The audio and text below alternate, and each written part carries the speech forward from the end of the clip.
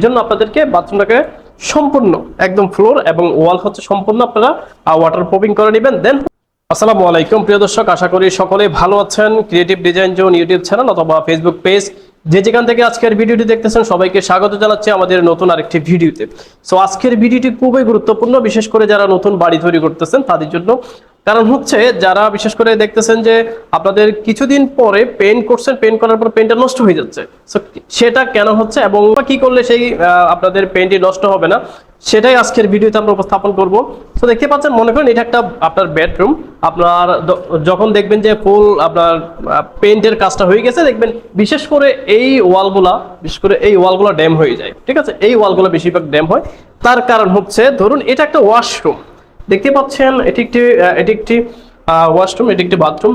Main কারণ হচ্ছে এইখানে সবসময় পানি থাকে। ঠিক আছে, এখন আমরা যতই এটাতে টাইলস করি না কেন, যেহেতু এটাতে সবসময় পানি থাকে, সো পানি থাকার কারণে হচ্ছে এখান থেকে ওয়ালটাতে কোনো না কোনো ভাবে লিক করার কারণে দেখা যাচ্ছে এই ওয়ালটা, বিশেষ করে এই ওয়ালটা ড্যাম হয়।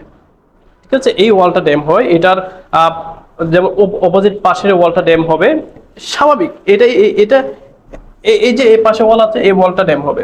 সো সেটা না হওয়ার জন্য কি করতে হবে আপনাদেরকে? তার জন্য হচ্ছে আপনাদেরকে যে কাজটি করতে হবে, এই যে ভিতর সাইড আপনার ওয়াশরুম টাইলস লাগানোর আগে সম্পূর্ণ জিনিসটাকে ওয়াটার প্রুফিং করে ফেলতে হবে। ঠিক আছে, যেমনটা আমরা এখন করে থাকি, সম্পূর্ণ জায়গাটা ফ্লোর এবং হচ্ছে ওয়াল সম্পূর্ণ ওয়াটার প্রুফিং করে ফেলতে হবে টাইলস লাগানোর আগে।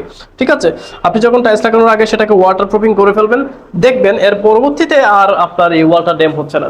ঠিক আছে, আপনি যেভাবে আপনি পেইন্টটা করবেন ঠিক সেম ভাবে থেকে যাবে। অনেক সময় দেখা যাচ্ছে আপনি খুব সুন্দর করে পেইন্টের কাজটা সম্পূর্ণ করছেন, দেখা যাচ্ছে কিছুদিন পর যখন আপনি খেয়াল করবেন, দেখবেন আপনার পেইন্টটা উড়ে যাচ্ছে। ঠিক আছে, মানে জায়গায় হচ্ছে ড্যাম হয়ে গেছে, উঠে যাচ্ছে। ঠিক এই কারণেই হয়ে থাকে, বিশেষ করে পানির কারণেই সবচেয়ে ড্যামটা হয়ে থাকে।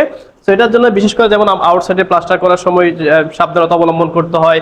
আর হচ্ছে বিশেষ করে বাথরুম এবং হচ্ছে কিচেন, বাথরুমের ক্ষেত্রে সবচেয়ে বেশি এই সমস্যাটা হয়ে থাকে।